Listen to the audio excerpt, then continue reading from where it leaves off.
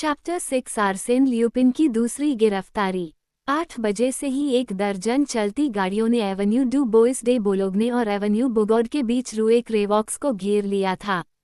Moon Felix Davy उस apartment को छोड़ रहे थे जिसमें वे नंबर 8 की चौथी मंजिल पर रहते थे, और मून डुब्रेल, जिन्होंने उसी घर की 5वीं मंजिल और 2 बगल के घरों की 5वीं मंजिल को एक ही अपार्टमेंट में मिला लिया था, उसी दिन जा रहे थे। एकमात्र संयोग, क्योंकि वे सज्जन एक दूसरे को नहीं जानते थे, फर्नीचर का विशाल संग्रह जिसके लिए इतने सारे विदेशी एजेंट हर दिन उनसे मिलने आते थे।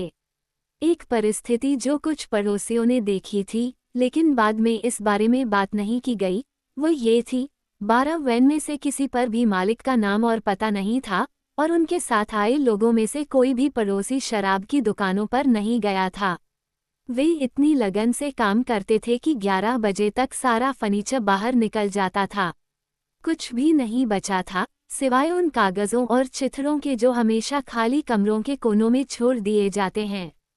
मून फेलिक्स डेवी, एक सुंदर युवक, नवीनतम फैशन के कपड़े पहने हुए, अपने हाथ में एक छड़ी लिए हुए था, जिसका वजन ये दर्शाता था कि उसके मालिक के पास असाधारण बाइसेप्स हैं। मून फेलिक्स डेवी शांति से चले गए और एवेन्यू डू बोइस डी बोलोग्ने में रूए पेरगोलेसे के सामने एक बेंच पर बैठ गए।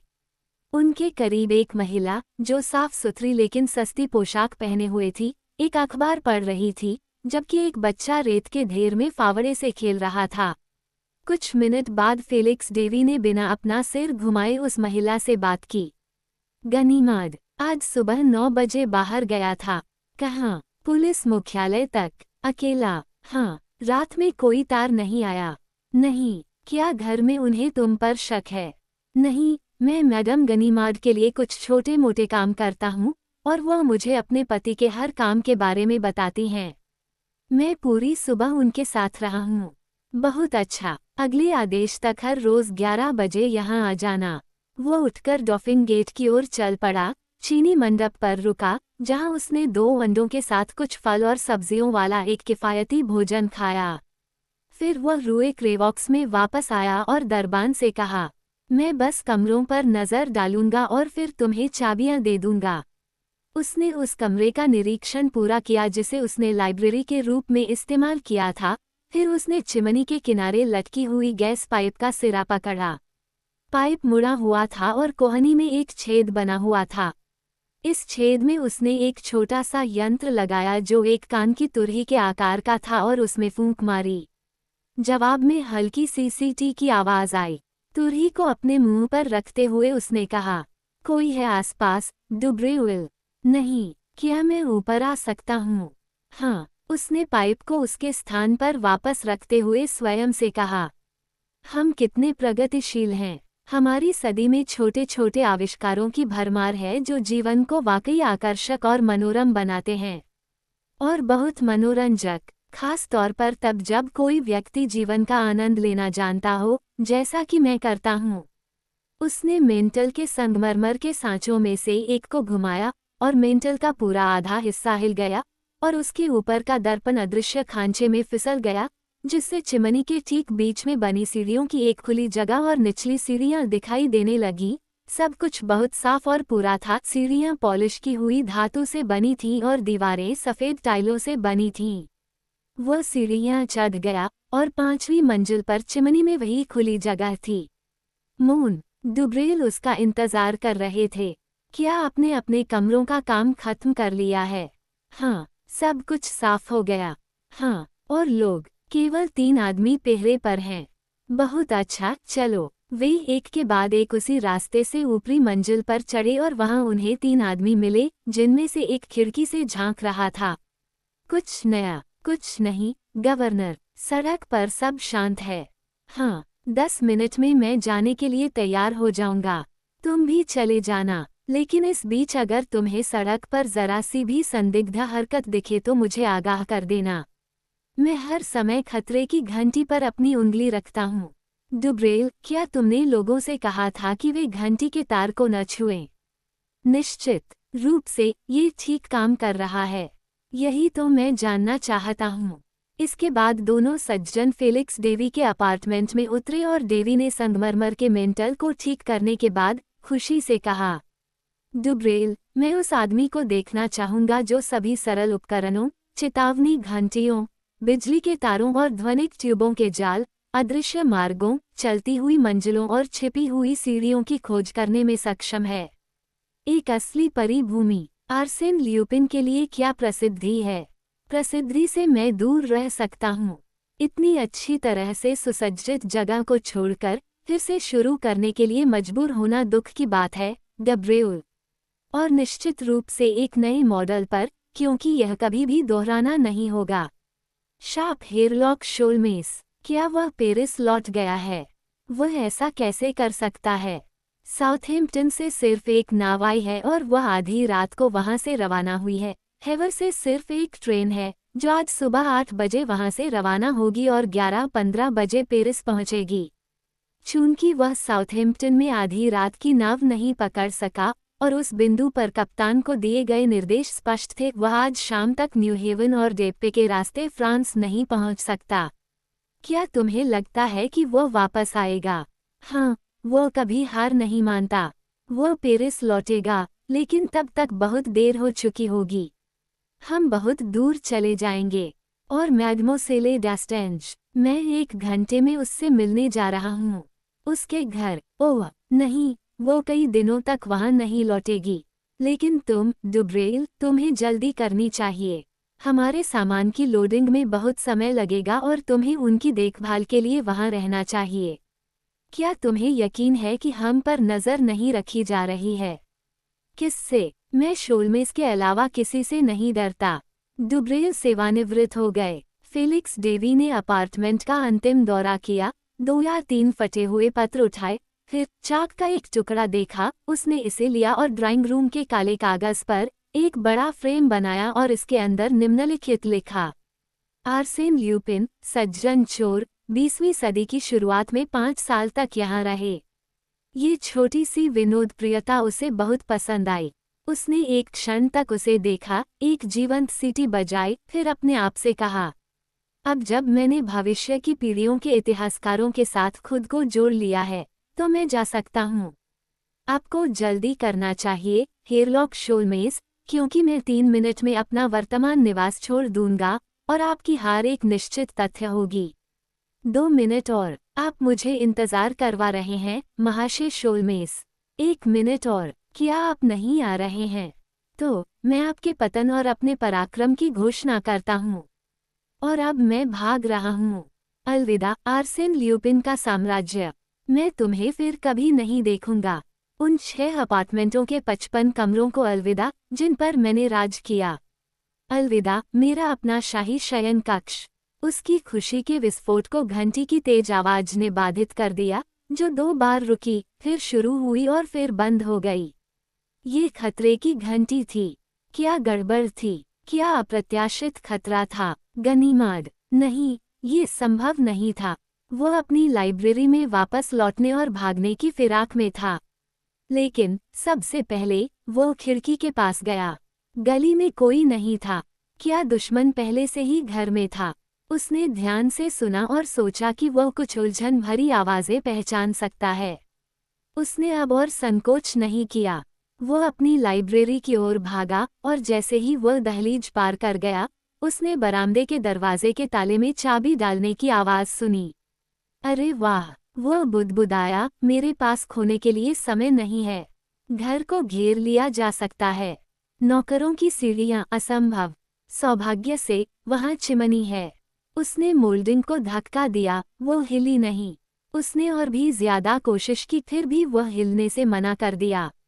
उसी समय उसे लगा कि नीचे का दरवाज़ा खुल गया है और उसे कदमों की आवाज़ सुनाई दे रही है। हे भगवान! वह चिल्लाया, मैं खो गया अगर यह शापित तंत्र। उसने पूरी ताकत से धक्का दिया। कुछ भी नहीं हिला, कुछ भी नहीं।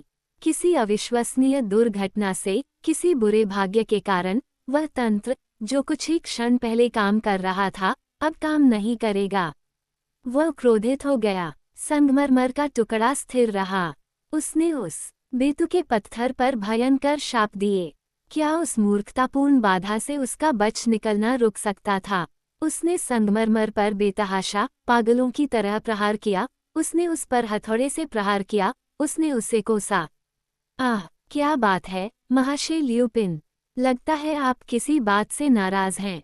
ल्यूपिन ने पलटकर देखा, हिरलॉक शोल्स उसके सामने खड़ा था।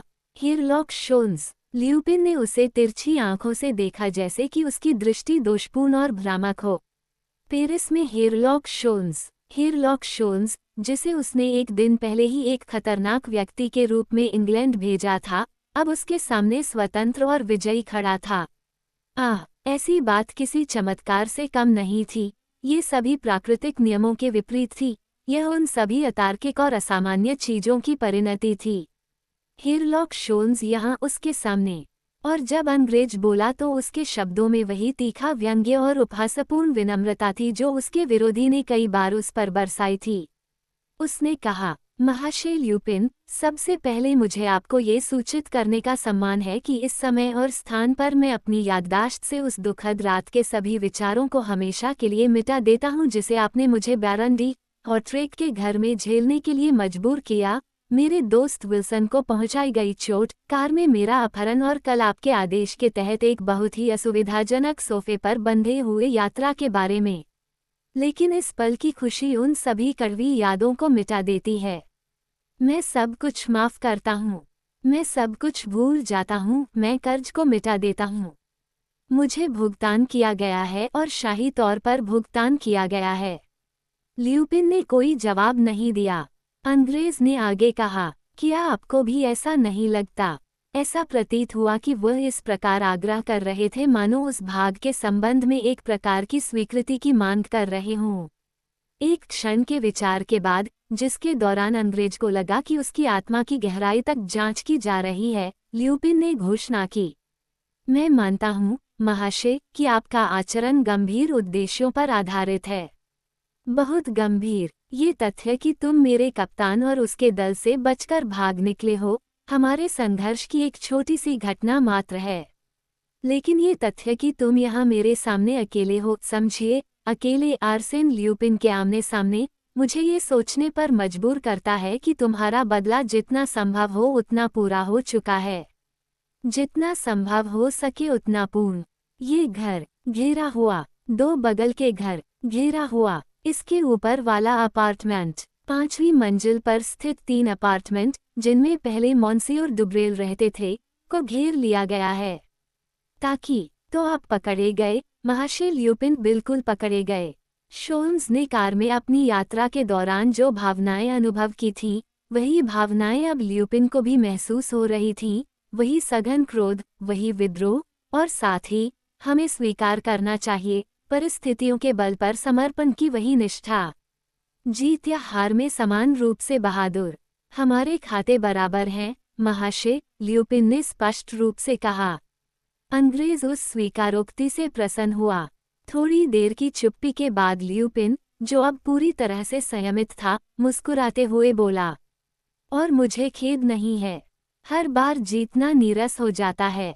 कल मुझे हमेशा के लिए तुम्हें खत्म करने के लिए बस अपना हाथ बढ़ाना था। आज मैं तुम्हारा हूँ, खेल तुम्हारा है। ल्यूपिन दिल खोलकर हंसा और फिर बोला, आखिरकार गैलरी का मनोरंजन होगा। ल्यूपिन जेल में, वह कैसे बाहर निकलेगा? जेल में क्या रोमांच है। आह, शोल्मेस, जीवन एक के बाद एक लानत भरी चीज है। उसने अपने बंद हाथों को अपनी कनपटियों पर दबाया जैसे कि वह अपने भीतर उमड़ रहे उल्लास को दबाना चाहता हो, और उसकी हरकतों से पता चल रहा था कि वह एक बेकाबू उल्लास से भर गया था। आखिरकार, जब उसने अपना संयम वापस पा लिया, तो वह जासूस के पास गया और बोला, और अब आप किसका इंतजार कर रहे हैं? मुझे किसका इंतजार है? हाँ, गनीमत अपने आदमियों के साथ यहाँ है, वे अंदर क्यों नहीं आते? मैंने उससे ऐसा न करने को कहा था, और उसने सहमति दे दी। मैंने उनकी सेवाएं इस शर्त पर स्वीकार की कि वे मेरे मार्गदर्शन में काम करेंगे। इसके अलावा, उन्हें लगता है कि फेलिक्स डेवी सिर्फ आर्सेन ल्यूपिन का साथी है। तो, मैं अपना प्रश्न दूसरे रूप में दोहराऊंगा। तुम अकेले क्यों आए? क्योंकि मैं तुमसे अकेले में बात करना चाहता था। आह, तुम्हें मुझसे कुछ कहना है। ल्यूपिन को यह विचार बेहद पसंद आया। कुछ परिस्थितियां ऐसी होती हैं जिनमें शब्दों को काम से ज्यादा महत्व दिया जाता है। महाशय शोल्मेस, मुझे खेद है कि मैं आपको आराम कुर्सी नहीं दे सकता। आपको वह टूटा हुआ बक्सा कैसा लगेगा? या शायद आप खिड़की की चौखट पसंद करेंगे? मुझे यकीन है कि एक गिलास बियर का स्वागत होगा, हल्का या गहरा, लेकिन कृपया बैठ जाइए। धन्यवाद, हम खड़े होकर भी बात कर सकते हैं। बहुत अच्छा, आगे बढ़ो। मैं संक्षेप में ही बताऊंगा। फ्रांस में मेरे प्रवास का उद्देश्य आपको गिरफ्तार करना नहीं था।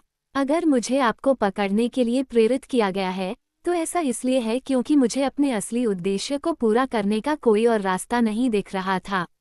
कौन था? नीला हीरा वापस पाने के लिए। नीला हीरा? निश्चित रूप से, क्योंकि हेयर ब्लीचेन के टूथ पाउडर में जो पाया गया वह केवल एक नकल था। बिल्कुल सही, असली हीरा गोरी महिला ने ले लिया। मैंने इसकी हूबहू नकल बनाई और फिर, चूंकि मेरे पास काउंटेस के दूसरे गहनों पर भी डिजाइन थे और चूंकि कौंसल हेयर ब्लीचेन पहले से ही संदेह के घेरे में थे, इसलिए उक्त गोरी महिला ने संदेह को दूर करने के लिए उक्त कौंसल के सामान में नकली पत्थर रख दिया, जबकि तुमने असली हीरा अपने पास रख लिया। बिल्कुल, वो हीरा मुझे चाहिए। मुझे बहुत खेद है, लेकिन यह असंभव है। मैंने काउंटेस डी क्रोजन से इसका वादा किया है। मुझे ये चाहिए। आप इसे कैसे प्राप्त करेंगे? क्योंकि यह मेरे पास है। यही कारण है क्योंकि यह आपके पास है।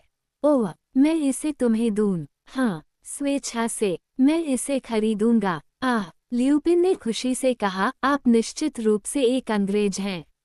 आप इसे एक व्यवसाय की तरह लेते हैं। ये व्यापार का मामला है। अच्छा, आपका प्रस्ताव क्या है? मैग्मियोसेले डेस्टेंज की स्वतंत्रता, उसकी आज़ादी। मुझे नहीं पता था कि वह गिरफ्तार है। मैं मॉन्सियूर गनीमाद को ज़रूरी जानकारी दूंगा। जब आपकी सुरक्षा छीन ली जाएगी, तो उसे आसानी से ले जाया जा सकता है। ल्यूपिन फिर हंसा और बोला, मेरे प्यारे महाशय, आप मुझे कुछ ऐसा दे रहे हैं जो आपके पास नहीं है। मैग्मोसेले डेस्टेंज सुरक्षित जगह पर हैं और उन्हें डरने की कोई बात नहीं है। आपको मुझे दूसरा प्रस्ताव देना चाहिए। अंग्रेज झिझका, वो स्पष्ट रूप से शर्मिंदा और परेशान था। फिर, अपने प्रतिद्वंद्वी के कंधे पर हाथ रखते हुए उसने कहा, और अगर मैं तुम्हारे सामने प्रस्ताव रखूं? मेरी आज़ादी? नहीं, लेकिन मैं गनीमत से परामर्श करने के लिए कमरे से बाहर जा सकता हूँ। और मुझे अकेला छोड़ दो। हाँ, आह, मोन डियू, इससे क्या फ़ायदा होगा? शापित तंत्र काम नहीं करेगा, ल्यूपिन ने कहा। उसी समय उसने मेंटल की ढलाई को बेरहमी से धकेल दिया। उसने आश्चर्य से चीख को दबा दिया। इस बार भाग्य ने उसका साथ दिया। संगमरमर का टुकड़ा हिल गया। यह उसका उद्धार था, बचने की उसकी उम्मीद। उस स्थिति में, शोल्मेस द्वारा लगाई गई शर्तों को क्यों स्वीकार किया जाए? वो कमरे में इधर उधर घूमता रहा, मानो वह अपने उत्तर पर विचार कर रहा हो। फिर, अपनी बारी में, उसने अपने विरोधी के कंधे पर हाथ रखा और कहा, सभी बातों पर विचार करने के बाद, महाशय शोल्मेस, मैं अपना काम अपने तरीके से करना पसंद करता हूँ। लेकिन, नहीं, मुझे किसी की सहायता की आवश्यकता नहीं है। जब गनीमाद तुम पर अपना हाथ रखेगा, तो सब कुछ खत्म हो जाएगा। तुम उनसे बच नहीं सकते। कौन जानता है? आओ, ये तो मूर्खता है। हर दरवाज़ा और खिड़की पर पहरा है, सिवाय एक के। कौन सा? वह जिसे मैं चुनूंगा। सिर्फ शब्द, आपकी गिरफ्तारी तय है। ओह, नहीं, बिल्कुल नहीं। कुआं, मैं नीला हीरा रखूंगा। शोल्मेस ने अपनी घड़ी देखी और कहा, अभी 3 बजने में 10 मिनट बाकी हैं। 3 बजे मैं गनीमर्द को बुलाऊंगा। ठीक है, तो हमारे पास बातचीत के लिए 10 मिनट हैं। और मेरी जिज्ञासा को शांत करने के लिए, महाशय शोल्मेस, मैं जानना चाहूंगा कि आपने मेरा पता और मेरा नाम फेलिक्स डेवी कैसे प्राप्त किया। यद्यपि उनके प्रतिद्वंद्वी के सहज व्यवहार से शोल्मेस को कुछ चिंता हुई, फिर भी वह ल्यूपिन को वांछित जानकारी देने के लिए तैयार थे, क्योंकि इससे उनकी व्यावसायिक सूझबूझ का पता चलता। इसलिए उन्होंने उत्तर दिया, आपका पता मुझे ये गोरी महिला से मिला, क्लोटिल्डे खुद। तुम्हें याद है, कल सुबह जब मैं उसे कार में ले जाना चाहता था, तो उसने अपने ड्रेसमेकर को फ़ोन किया था। कुआं, ठीक है, बाद में मुझे पता चला कि आप ही ड्रेसमेकर थे। और कल रात नाव पर अपनी याददाश्त का इस्तेमाल करके, और मेरी याददाश्त ऐसी चीज़ है जिस पर मुझे गर्व है, मैं आपके टेलीफोन नंबर के आखिरी 2 अंक याद करने में सक्षम था 73। फिर चूंकि मेरे पास आपके द्वारा सुधारे गए घरों की एक सूची थी, इसलिए आज सुबह 11 बजे पेरिस पहुंचने पर टेलीफोन डायरेक्टरी में खोज करना और वहां फेलिक्स डेवी का नाम और पता ढूंढना आसान काम था। वह जानकारी प्राप्त करने के बाद मैंने मॉन्सियर गनीमार्ड की सहायता मांगी। बहुत बढ़िया, मैं आपको बधाई देता हूँ। लेकिन आप हैवर में 8 बजे की ट्रेन कैसे पकड़ पाए? आप स्वेलो से कैसे बच निकले? मैं भाग नहीं पाया, लेकिन आपने कप्तान को 1 बजे से पहले साउथहैम्पटन न पहुंचने का आदेश दिया था। उसने मुझे आधी रात को वहां उतारा। मैं हैवर के लिए 12 बजे की नाव पकड़ने में सफल रहा। क्या कप्तान ने मुझे धोखा दिया? मुझे यकीन नहीं हो रहा है। नहीं, उसने तुम्हें धोखा नहीं दिया। अच्छा, तो फिर क्या? यह उसकी घड़ी थी। उसकी घड़ी। हाँ, मैंने इसे 1 घंटा आगे रख दिया है। कैसे? हमेशा की तरह, हाथों को घुमाकर। हम साथ साथ बैठे थे, बातें कर रहे थे, और मैं उसे कुछ मज़ेदार कहानियां सुना रहा था। क्यों? उसने मुझे ऐसा करते कभी नहीं देखा। वाह, बहुत ही चतुर चाल है। मैं इसे नहीं भूलूंगा। लेकिन केबिन की दीवार पर जो घड़ी टंगी थी, घड़ी का मामला और भी कठिन था, क्योंकि मेरे पैर बंधे हुए थे, लेकिन नाविक, जो कप्तान की अनुपस्थिति में मेरी रक्षा करता था, इतना दयालु था कि उसने मेरे लिए सुई घुमा दी। वह बकवास। वह ऐसा नहीं करेगा। ओह, लेकिन उसे अपने काम का महत्व नहीं पता था। मैंने उससे कहा कि मुझे किसी भी कीमत पर लंदन के लिए पहली ट्रेन पकड़नी होगी, और उसने खुद को राजी होने दिया। के माध्यम से, एक छोटे से उपहार के माध्यम से, जिसे वो उत्कृष्ट साथी, अपने स्वामी के प्रति वफादार और सच्चा, आपके पास भेजना चाहता है। यह क्या था? एक मामूली सी बात। क्या? पर नीला हीरा। नीला हीरा। हाँ, वो नकली पत्थर जो तुमने काउंटेस के हीरे की जगह रख दिया था। उसने मुझे दे दिया। अचानक जोरदार हंसी फूट पड़ी। ल्यूपिन तब तक हंसता रहा जब तक उसकी आंखों से आंसू नहीं निकल आए। मॉन डियू, लेकिन यह मज़ेदार है। मेरा झूठा हीरा मेरे मासूम नाविक को धोखा दे गया। और कप्तान की घड़ी, और घड़ी की सुइयां। शोल्म्स को लगा कि उसके और ल्यूपिन के बीच द्वंद्व पहले से कहीं ज्यादा तीखा हो गया है। उसकी अद्भुत वृत्ति ने उसे आगाह कर दिया कि उसके विरोधी के उल्लास के प्रदर्शन के पीछे एक चतुर बुद्धि थी जो भागने के तरीकों और साधनों पर बहस कर रही थी। धीरे धीरे ल्यूपिन अंग्रेज के पास पहुंचा, जो पीछे हट गया, और अनजाने में उसने अपना हाथ अपनी घड़ी की जेब में डाल लिया। 3 बज गए हैं, महाशय ल्यूपिन। 3 बज गए। कितना अफसोस है। हम अपनी बातचीत का बहुत आनंद ले रहे थे। मैं आपके जवाब का इंतजार कर रहा हूँ। मेरा जवाब, मोन डियू, लेकिन आप खास हैं, और इसलिए ये हमारे छोटे से खेल में आखिरी चाल है और दांव पर मेरी आज़ादी है। या नीला हीरा। बहुत बढ़िया। ये तुम्हारा नाटक है। तुम क्या करने जा रहे हो? मैं राजा की भूमिका निभाता हूँ, शोल्मेस ने अपनी रिवाल्वर से गोली चलाते हुए कहा। और मैं इक्का, ल्यूपिन ने जवाब दिया, क्योंकि उसने अपनी मुट्ठी से शोल्म्स पर प्रहार किया था। शोल्मेस ने गनीमार्ड को संकेत देने के लिए हवा में गोली चलाई थी, जिसकी सहायता की उसे आवश्यकता थी। लेकिन ल्यूपिन की मुट्ठी ने शोल्मेस के पेट को जकड़ लिया था, और वह दर्द से दुगना हो गया था। ल्यूपिन चिमनी की ओर भागा और संगमरमर की पटिया को हिलाना शुरू कर दिया। बहुत देर हो चुकी थी। दरवाजा खुल गया। आत्मसमर्पण करो, ल्यूपिन, नहीं तो मैं गोली मार दूंगा। गनीमार्ड, निस्संदेह ल्यूपिन की अपेक्षा से कहीं अधिक निकट था। गनीमार्ड वहां था, उसने अपनी रिवॉल्वर ल्यूपिन पर तान रखी थी। और गनीमार्ड के पीछे 20 आदमी थे, मजबूत और निर्दयी लोग, जो प्रतिरोध के मामूली संकेत पर उसे कुत्ते की तरह पीटते थे। हाथ पैर, मैं आत्मसमर्पण करता हूँ, ल्यूपिन ने शांतिपूर्वक कहा, और उसने अपनी बाहें अपनी छाती पर रख लीं। हर कोई हैरान था। कमरे में फर्नीचर और पर्दों से खाली आर्सेन ल्यूपिन के शब्द गूंज की तरह लग रहे थे। मैं आत्मसमर्पण करता हूँ। यह अविश्वसनीय लग रहा था। कोई भी आश्चर्यचकित नहीं होता अगर वह अचानक जाल के माध्यम से गायब हो जाता, या अगर दीवार का एक हिस्सा लुढ़क जाता और उसे भागने का मौका मिल जाता। लेकिन उसने आत्मसमर्पण कर दिया। गनीमत घबराए हुए आगे बढ़े और अवसर की महत्ता को समझते हुए उन्होंने अपने प्रतिद्वंद्वी के कंधे पर हाथ रखा और यह कहने में उन्हें असीम प्रसन्नता हुई, मैं तुम्हें गिरफ्तार करता हूँ, आर्सेन ल्यूपिन। ब्रर ल्यूपिन ने कहा, तुम मुझे सिहरन पैदा कर देते हो, मेरे प्यारे गनीमत।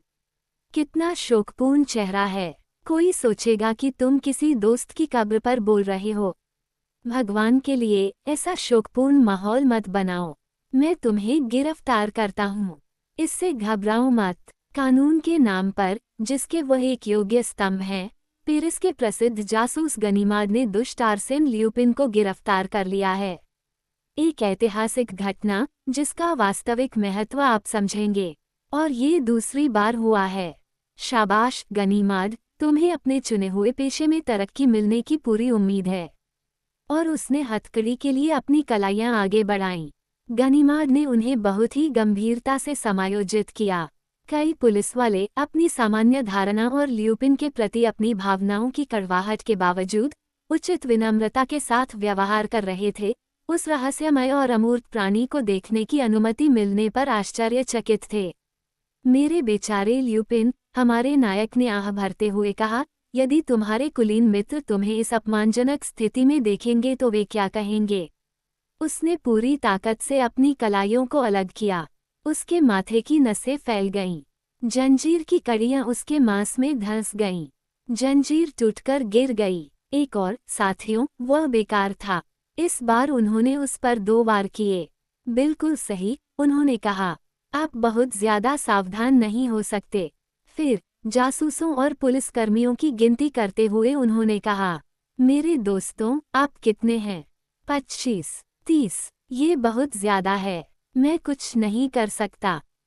अगर सिर्फ 15 होते। ल्यूपिन के बारे में कुछ आकर्षक था। यह एक महान अभिनेता का आकर्षण था जो अपनी भूमिका को भावना और समझ के साथ, आत्मविश्वास और सहजता के साथ निभाता है। शोल्म्स ने उसे ऐसे देखा जैसे कोई व्यक्ति किसी खूबसूरत पेंटिंग को रंग और तकनीक में उसकी संपूर्णता की उचित सराहना के साथ देखता है। और उसने वास्तव में सोचा कि यह उन 30 लोगों के बीच एक समान संघर्ष था, जो एक तरफ कानून की पूरी ताकत और महिमा से लैस थे, और दूसरी तरफ वह अकेला व्यक्ति निहत था और हथकड़ी में जकड़ा हुआ। हाँ, दोनों पक्ष अच्छी तरह से मेल खाते थे। ठीक है मालिक, ल्यूपिन ने अंग्रेज से कहा, यह आपका काम है। आपकी बदौलत ल्यूपिन को कालकोठरी की गीली घास पर सड़ना पड़ेगा। स्वीकार करें कि आपकी अंतरात्मा आपको थोड़ा सा कचोटती है, और आपकी आत्मा पश्चाताप से भरी हुई है। खुद पर काबू न पाते हुए शोल्मेस ने अपने कंधे उचका दिए, मानो कह रहे हों, ये तुम्हारी अपनी गलती है। कभी नहीं, कभी नहीं, ल्यूपिन ने कहा, तुम्हें नीला हीरा दूंगा। ओह नहीं, इसके लिए मुझे बहुत परेशानी उठानी पड़ी है। मैं इसे अपने पास रखना चाहता हूँ। लंदन में अपनी पहली यात्रा के अवसर पर, जो संभवतः अगले महीने होगी, मैं तुम्हें अपने कारण बताऊंगा। लेकिन क्या तुम अगले महीने लंदन में रहोगे? या तुम्हें वियना पसंद है? या सेंट पीटर्सबर्ग? तभी ल्यूपिन को आश्चर्य हुआ। घंटी बजने लगी। यह अलार्म घंटी नहीं थी, बल्कि टेलीफोन की घंटी थी जो कमरे की 2 खिड़कियों के बीच लगी थी और अभी तक हटाई नहीं गई थी। टेलीफोन। ये कौन हो सकता है? कौन इस दुर्भाग्यपूर्ण जाल में फंसने वाला था? आर्सेन ल्यूपिन ने इस बदकिस्मत उपकरण के खिलाफ क्रोध का ऐसा प्रदर्शन किया मानो वह इसे 1000 टुकड़ों में तोड़ देना चाहता हो और इस तरह उस रहस्यमय आवाज को दबा देना चाहता हो जो उसे बुला रही थी। लेकिन ये गनीमत ही था जिसने रिसीवर नीचे रखा और कहा, नमस्ते, नमस्ते, नंबर 648.73। हाँ, यही है। तभी शोल्मेस आगे बढ़ा और अधिकार जताते हुए गनीमत को एक तरफ धकेल दिया, रिसीवर ले लिया और अपनी आवाज की टोन को छिपाने के लिए ट्रांसमीटर को अपने रुमाल से ढक लिया। उस समय उसने ल्यूपिन की ओर देखा और जिस नज़र से वे एक दूसरे को देख रहे थे, उससे पता चल रहा था कि उन दोनों के दिमाग में एक ही विचार आया था और उन्होंने उस सिद्धांत के अंतिम परिणाम को पहले से ही देख लिया था, ये गोरी महिला थी जो फोन कर रही थी।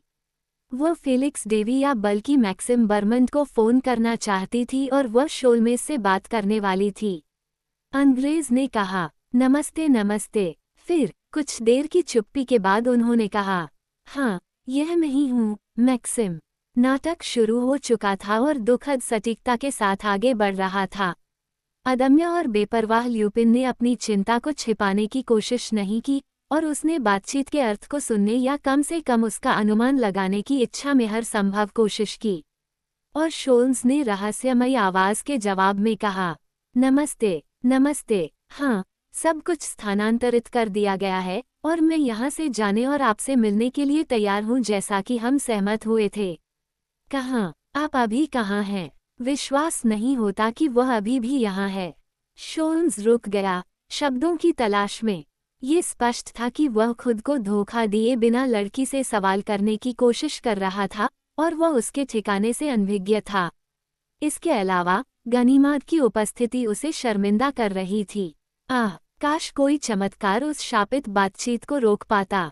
ल्यूपिन ने अपनी पूरी ताकत से, अपनी उत्तेजित नसों की पूरी तीव्रता के साथ इसके लिए प्रार्थना की। एक क्षण के विराम के बाद शोल्म्स ने आगे कहा, नमस्ते नमस्ते, क्या तुम सुन रहे हो? मैं तुम्हें ठीक से सुन नहीं पा रहा हूँ। तुम क्या कह रहे हो ये समझ नहीं पा रहा हूँ। क्या तुम सुन रहे हो? खैर, मुझे लगता है कि तुम्हें घर लौट जाना चाहिए। अब कोई खतरा नहीं है। लेकिन वो इंग्लैंड में है।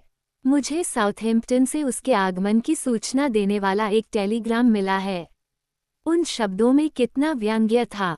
शोल्म्स ने उन्हें अविश्वसनीय सांत्वना के साथ कहा और उन्होंने आगे कहा, ठीक है, समय मत गंवाओ, मैं तुमसे वहीं मिलूंगा। उसने रिसीवर रख दिया। महाशय गनीमाद, क्या आप मुझे 3 आदमी उपलब्ध करा सकते हैं? गोरी महिला के लिए, है ना? हाँ, तुम्हें पता है वह कौन है और कहाँ है? हाँ, अच्छा, अब महाशय ल्यूपिन का मामला शांत हो गया। फुल इन्फेंट, 2 आदमी लेकर महाशय शोल्मेस के साथ जाओ। अंग्रेज तीनों व्यक्तियों के साथ चला गया। खेल खत्म हो चुका था। गोरी महिला भी अंग्रेज के हाथों में पड़ने वाली थी। उसकी सराहनीय दृढ़ता और सौभाग्यपूर्ण परिस्थितियों के संयोजन के कारण लड़ाई में जासूस की जीत हुई और ल्यूपिन के लिए अपूरणीय आपदा आई। महाशय शोल्मेस, अंग्रेज रुक गया। महाशय ल्यूपिन इस अंतिम प्रहार से पूरी तरह टूट चुका था। उसके माथे पर गहरी झुर्रियां थीं। वह उदास और हताश था। फिर भी उसने खुद को संभाला और अपनी हार के बावजूद प्रसन्न स्वर में कहा, आप मानेंगे कि किस्मत मेरे खिलाफ है।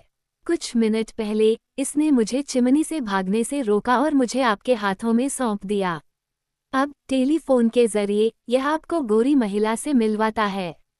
मैं इसके फैसलों के आगे झुक जाता हूँ। आपका क्या मतलब है? मेरा मतलब है कि मैं हमारी बातचीत को फिर से शुरू करने के लिए तैयार हूँ।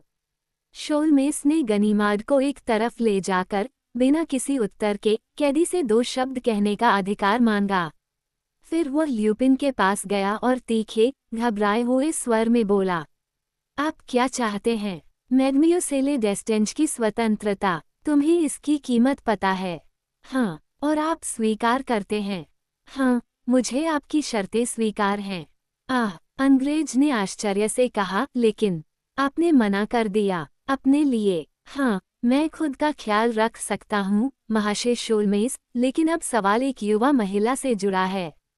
और एक ऐसी महिला से जिसे मैं प्यार करता हूँ। फ्रांस में, समझिए, हमारे पास ऐसी चीज़ों के बारे में बहुत ही निश्चित विचार हैं। और ल्यूपिन की भावनाएं भी अन्य लोगों जैसी ही हैं। उन्होंने सादगी और स्पष्टता के साथ बात की। शोल्मेस ने लगभग अदृश्य रूप से अपना सिर झुकाकर उत्तर दिया और बुदबुदाया, बहुत अच्छा, नीला हीरा। मेरी बेत ले लो, वहाँ मेंटल के अंत में। एक हाथ से बेत के सिरे को दबाओ और दूसरे हाथ से नीचे की ओर लोहे की पट्टी को घुमाओ। होम्स ने बेत लिया और निर्देशों का पालन किया। जैसे ही उसने ऐसा किया, बेत का सिरा अलग हो गया और एक गुहा दिखाई दी जिसमें मोम की एक छोटी सी गेंद थी, जिसके अंदर एक हीरा छिपा था। उसने इसकी जांच की। यह नीला हीरा था। महाशय ल्यूपिन, मैडमोसेले डेस्टांज मुफ्त है। क्या उसका भविष्य सुरक्षित है? क्या उसे आपसे डरने की कोई बात नहीं है? न तो मुझसे, न ही किसी और से। आप इसे कैसे प्रबंधित कर सकते हैं? बहुत आसानी से। मैं उसका नाम और पता भूल गया हूँ। धन्यवाद और अलविदा, क्योंकि मैं आपसे फिर कभी मिलूंगा, महाशय शोल्मेस। मुझे इसमें कोई संदेह नहीं है। इसके बाद शोल्मेस और गनीमार्ड के बीच जीवंत बातचीत शुरू हुई, जिसे अंग्रेज ने अचानक रोक दिया और कहा, मुझे बहुत खेद है, महाशय गनीमार्ड, कि हम इस मुद्दे पर सहमत नहीं हो सकते, लेकिन आपको समझाने की कोशिश में मेरे पास समय बर्बाद करने के लिए कुछ नहीं है। मैं 1 घंटे के भीतर इंग्लैंड के लिए रवाना हो रहा हूँ। लेकिन, गोरी महिला, मैं ऐसे किसी व्यक्ति को नहीं जानता। और फिर भी, एक क्षण पहले, आपको इस मामले को वैसे ही लेना चाहिए जैसा कि यह है। मैंने आर्सेन ल्यूपिन को आपके हाथों में सौंप दिया है। यह नीला हीरा है, जिसे आप काउंटेस डे क्रोजन को वापस करने का आनंद लेंगे। आपको और क्या चाहिए? गोरी महिला, उसे ढूंढो। शोल्मेस ने अपनी टोपी माथे पर डाली और तेजी से चला गया, जैसे कोई व्यक्ति अपना काम समाप्त होते ही चला जाता है। बॉन वॉयेज, महाशय, ल्यूपिन ने कहा, और मेरा विश्वास करो, मैं उस दोस्ताना तरीके को कभी नहीं भूलूंगा, जिससे हमारे छोटे से व्यापारिक मामलों का प्रबंधन किया गया है। महाशय विल्सन को मेरा सादर प्रणाम। कोई उत्तर न पाकर ल्यूपिन ने व्यंग्यात्मक लहजे में कहा, इसे ही ब्रिटिश विदा लेना कहते हैं। उनकी एकाकी गरिमा में शिष्टाचार का वह फूल नहीं है जिसके लिए हम जाने जाते हैं। एक पल के लिए सोचो, गनीमार्ड, ऐसी ही परिस्थितियों में एक फ्रांसीसी व्यक्ति कितना आकर्षक तरीके से बाहर निकलता। कितनी शानदार शिष्टाचार के साथ वह अपनी जीत को छुपाता। लेकिन, भगवान मेरा भला करे, गनीमार्ड, तुम क्या कर रहे हो? खोज कर रहे हो। आओ, क्या फायदा? कुछ भी नहीं बचा है, कागज का एक टुकड़ा भी नहीं। मैं तुम्हें विश्वास दिलाता हूँ कि मेरे अभिलेखागार सुरक्षित जगह पर हैं। गनीमार्ड ने कहा, मुझे इस बारे में ज्यादा यकीन नहीं है। मुझे हर चीज की तलाशी लेनी होगी। ल्यूपिन ने ऑपरेशन के लिए खुद को समर्पित कर दिया। 2 जासूसों द्वारा पकड़े गए और अन्य लोगों से घिरे हुए, उन्होंने 20 मिनट तक धैर्यपूर्वक कार्यवाही को सहन किया। फिर उन्होंने कहा, जल्दी करो, गनीमार्ड, और खत्म करो। आप जल्दी में हैं। बेशक, मैं हूँ। एक महत्वपूर्ण नियुक्ति। पुलिस स्टेशन पर नहीं, शहर में। किस समय? 2 बजे। अभी 3 बजे हैं। ठीक है, मैं देर से आऊँगा। और समय की पाबंदी मेरी खूबियों में से एक है।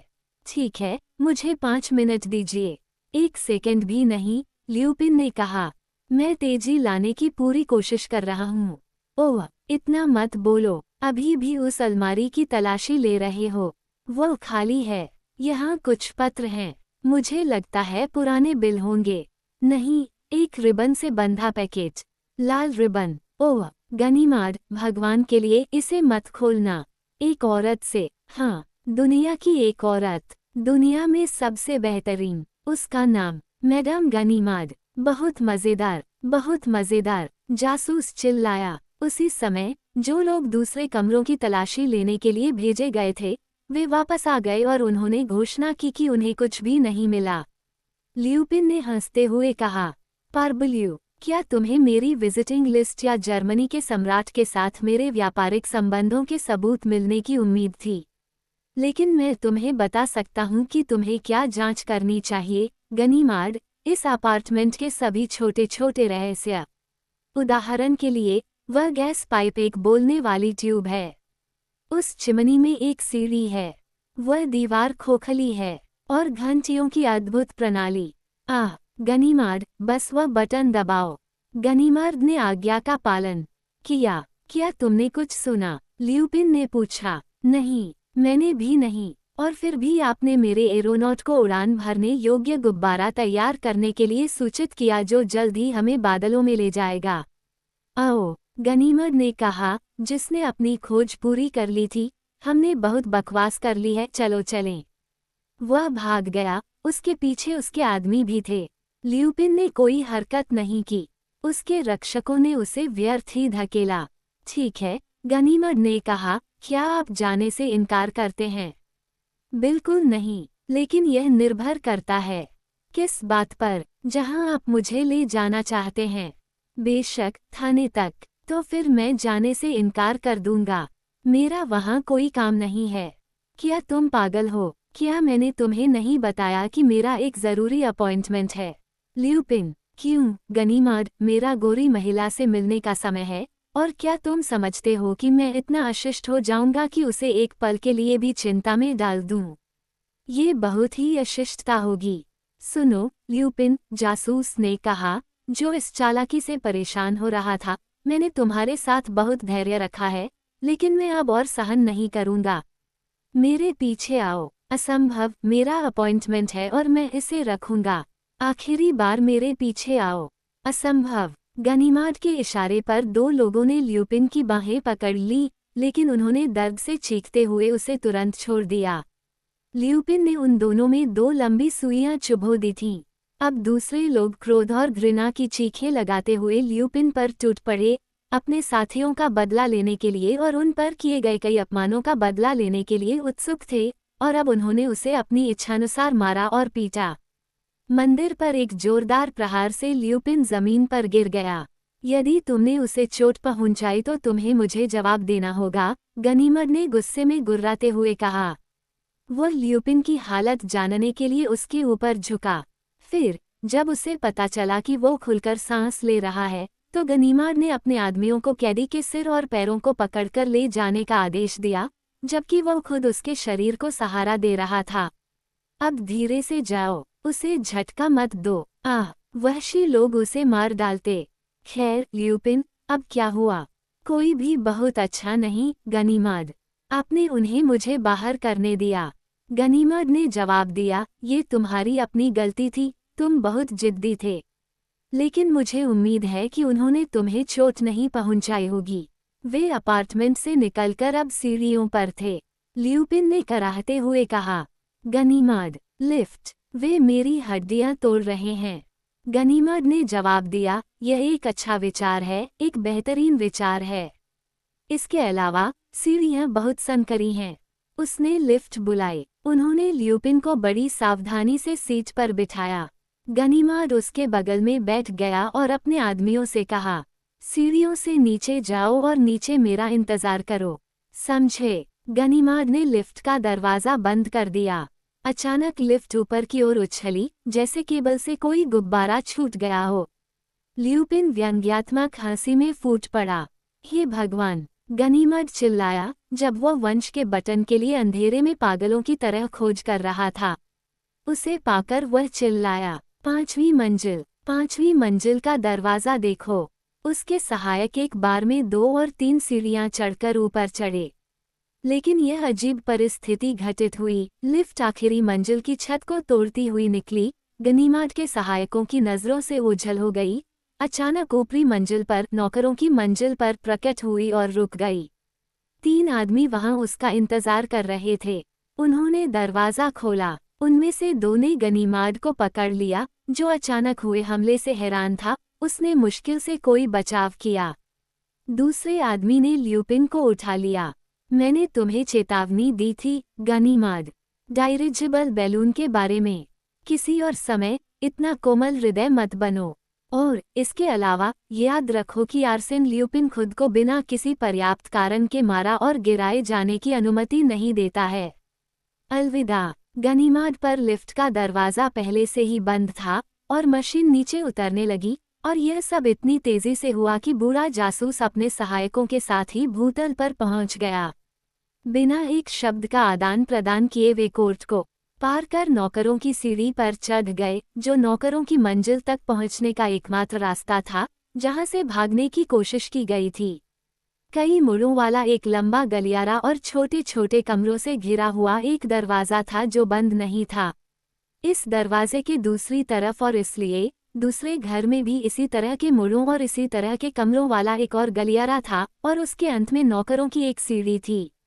गनीमद ने इसे नीचे उतारा, एक आंगन और एक बरामदा पार किया और खुद को रुए पिकोट में पाया। तब उसे स्थिति समझ में आई। 2 घर, जो पूरी गहराई में बने थे, पीछे की तरफ आपस में जुड़े हुए थे, जबकि घरों के सामने दो सड़कें थीं जो एक दूसरे से 60 मीटर से ज्यादा की दूरी पर समानांतर चलती थीं। उसने दरबान को ढूंढा और अपना कार्ड दिखाते हुए पूछा, क्या अभी अभी 4 आदमी यहाँ से गुजरे? हाँ, चौथी और 5वीं मंजिल के 2 नौकर, 2 दोस्तों के साथ। चौथी और 5वीं मंजिल पर कौन रहता है? फॉवेल नाम के 2 आदमी और उनके चचेरे भाई, जिनका नाम प्रोवोस्ट है। वे आज ही चले गए, 2 नौकरों को छोड़कर जो अभी अभी चले गए। आह, गनीमत ने सोचा, हमने कितना बढ़िया मौका खो दिया। पूरा बैंड इन घरों में रहता था और वह निराशा में कुर्सी पर बैठ गया। 40 मिनट बाद 2 सज्जनों को उत्तरी रेलवे स्टेशन पर लाया गया और उन्हें कैलाश एक्सप्रेस में चढ़ाया गया। उनके पीछे एक कुली था जो उनके बैग ले जा रहा था। उनमें से एक का हाथ स्लिंग में बंधा हुआ था और उसके चेहरे का पीलापन किसी बीमारी का संकेत दे रहा था। दूसरा व्यक्ति खुशमिजाज मूड में था। हमें जल्दी करनी होगी, विल्सन, नहीं तो हम ट्रेन से चूक जाएंगे। आह, विल्सन, मैं ये 10 दिन कभी नहीं भूलूंगा। मैं भी नहीं। आह, यह एक महान संघर्ष था। शानदार, यहाँ वहाँ कुछ प्रतिकर्षण, कोई महत्व नहीं, और आखिरकार जीत हर जगह हुई। ल्यूपिन गिरफ्तार, नीला हीरा बरामद, मेरा हाथ टूट गया। ऐसी जीत में टूटे हाथ का क्या महत्व है, खासकर जब बात मेरी बांह की हो। आह हाँ, क्या तुम्हें याद नहीं है, विल्सन, कि जिस समय तुम फार्मेसी में थे, एक नायक की तरह कष्ट झेल रहे थे, उसी समय मुझे पूरे रहस्य का सुराग मिला था। कितना सौभाग्यशाली। गाड़ियों के दरवाजे बंद किए जा रहे थे। सब लोग सवार हो जाएं। जल्दी करें, सज्जनों। कुली एक खाली डिब्बे में चढ़ गया और उनके सूटकेस रैक में रख दिए, जबकि शोल्मेस ने दुर्भाग्यपूर्ण विल्सन की सहायता की।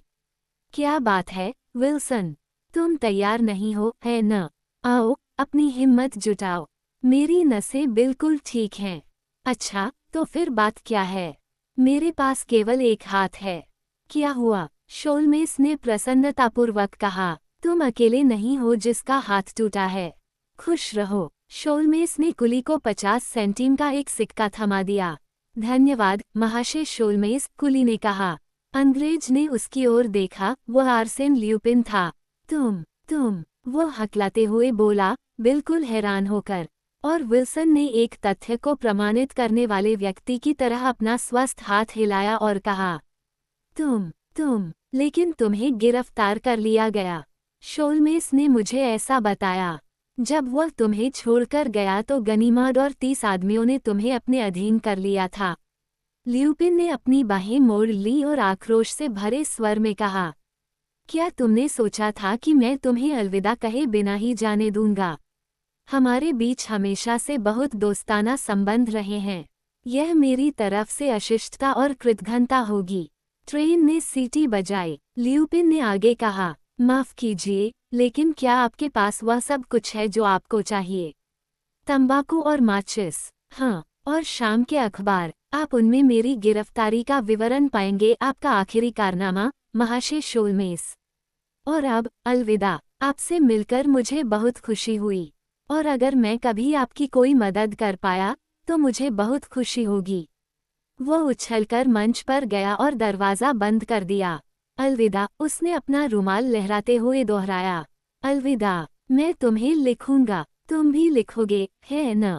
और तुम्हारा हाथ टूट गया, विल्सन। मुझे सच में दुख है। मैं तुम दोनों से सुनने की उम्मीद करूंगा। एक पोस्टल कार्ड, कभी कभी, बस पता, ल्यूपिन, पेरिस। इतना ही काफ़ी है। अलविदा, जल्द ही मिलते हैं।